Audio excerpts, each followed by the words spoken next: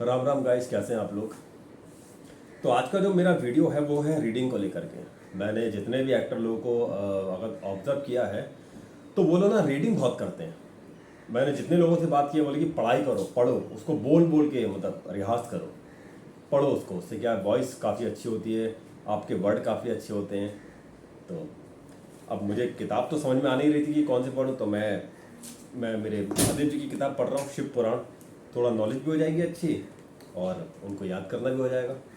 तो ये बुक इसकी है, महर्षि वेदव्यास जी ने लिखी है इसको, और संपूर्ण 11 खंड। और इसके पब्लिकेशन कौन सा है इसका, लक्ष्मी प्रकाशन की बुक है।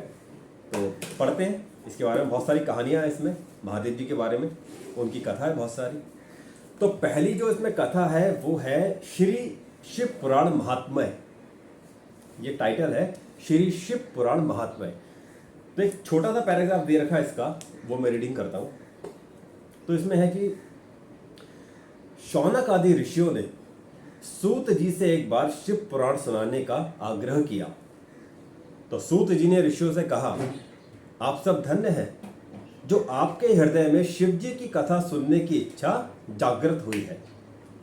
इस शास्त्र का वर्णन भगवान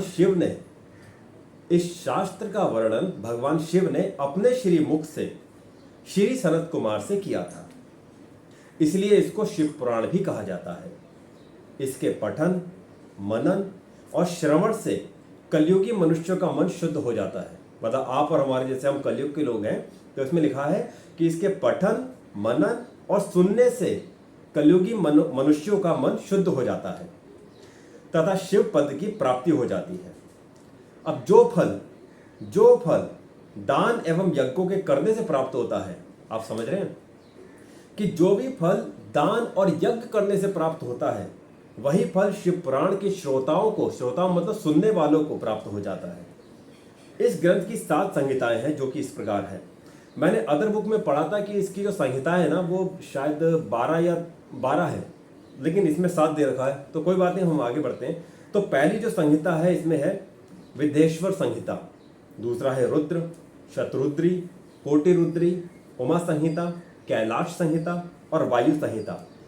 7 इसमें दे रखी है और इसकी संहिताएं दे रखी हैं। अब आत्मवेत्ता मनुष्य को इस पुराण का हमेशा अध्ययन करना चाहिए।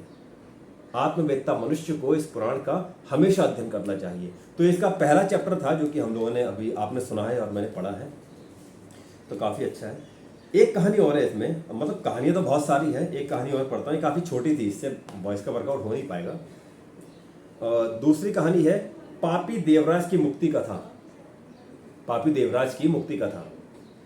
तो सूत जी बोले, हे ऋषियों, जो व्यक्ति दुराचारी, पापी, विलासी और दुष्ट होते हैं, जो व्यक्ति दुराचारी, पापी, विलासी और दुष्ट होते हैं, वो भी देवराज की मुक्ति कथा के द्वारा पवित्र हो जाते हैं।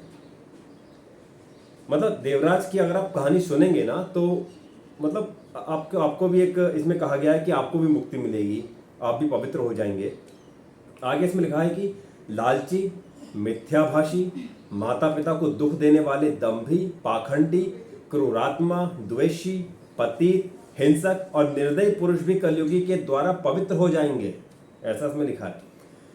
इस प्रसंग में मैं आपको एक प्राचीन इतिहास सुनाता हूं, जिसके सुनाने से सभी पापों का नाश हो जाता है।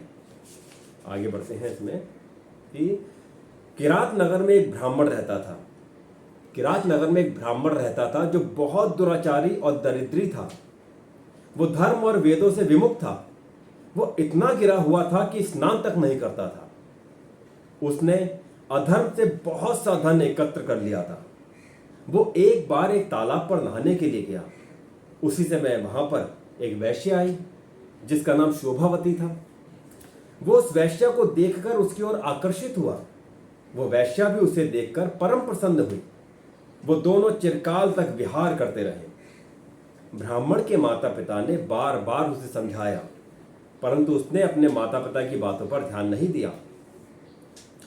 उस अधम ब्राह्मण ने एक दिन ईर्ष्यावश रात्रि में अपने माता पिता व पत्नी की हत्या कर दी, उनका वध कर दिया और उनकी समस्त संपत्ति को वैश्या को दे दिया। देवयोग से एक दिन वो प्रतिष्ठापुर में आया। उसने वहां पर एक शिव मंदिर देखा जिसमें अनेक साधु महात्मा एकत्र थे। वो ब्राह्मण अचानक वहां बीमार पड़ गया। बीमारी की अवस्था में उसने एक ब्राह्मण के मुख से शिव जी की परम पवित्र कथा सुनी। जैसे कि आप लोग मेरे द्वारा एक कथा को सुन रहे हैं, वैसे ही उसने एक पवन पवित्र कथा सुनी। तो देवराज नामक वो ब्राह्मण 1 महीने के बाद मर गया। 1 महीने के बाद वो मर गया तो यमदूत उसे यमपुरी ले गए। उसी क्षण शिवलोक से शिवजी के दूत रुद्राक्ष धारण किए त्रिशूल लेकर यमलोक में पहुंच गए। उन्होंने देवराज ब्राह्मण को यमदूतों से छुड़ाकर विमान पर सवार होकर वो कैलाश को चल दिए। अब यमपुरी में कोलाहल मच गया। क्यों नहीं मचेगा? यमदूत के जो दूत थे वो देवराज को की आत्मा को लेकर के यमपुरी में गए, लेकिन वहां पर शिवजी के दूत आ गए अपना विमान लेकर के और उन लोगों ने उससे छुड़ा लिया देवराज को। अब यमदूत के दूत देवराज को क्यों ले गए थे? क्योंकि उसने बहुत सारे पाप किए थे। अब क्योंकि उनने कथा सुनी थी इसलिए शिवजी के दूत भी आ गए उसको लेने के लिए। तो वही कहानी है, काफी अच्छी है ये। और इसमें लिखा है कि उसी क्षण शिवलोक से शिवजी के दूत रुद्राक्ष धारण किए और हाथों में त्रिशूल लेकर यमलोक पहुंच गए। उन्होंने देवराज ब्राह्मण को यमदूतों से छुड़ाकर विमान पर सवार होकर कैलाश को चल दिए। यमपुरी में कोलाहल मच गया, मतलब भगदड़ मच गई कि ऐसा कैसे हो गया। तो शोर सुनकर यमराज स्वयं पधारे, जो कि सबके एक राजा थे, राजा हैं यमराज वहां पर स्वयं पधारे और शिवजी के चारों दूतों को देखकर उन चारों दूतों की पूजा करने लगे। धर्मराज अपने ज्ञान चक्षु द्वारा जान गए कि वो देवराज को देवलोक क्यों ले जा रहे हैं। मतलब पहले तो शिवजी के जो यमराज जी के जो दूत थे वो देवराज को उठा करके यमपुरी ले आए थे, फिर शिवजी को दूत छुड़ा करके उसको वापस कैलाश ले जा रहे थे। तो धर्मराज ने अपने ज्ञान चक्षु के द्वारा जान लिया कि वो ऐसा क्यों कर रहे हैं। तो शिवजी के दूतों ने ब्राह्मण को लेकर दया के सागर शिवजी के सम्मुख उपस्थित किया।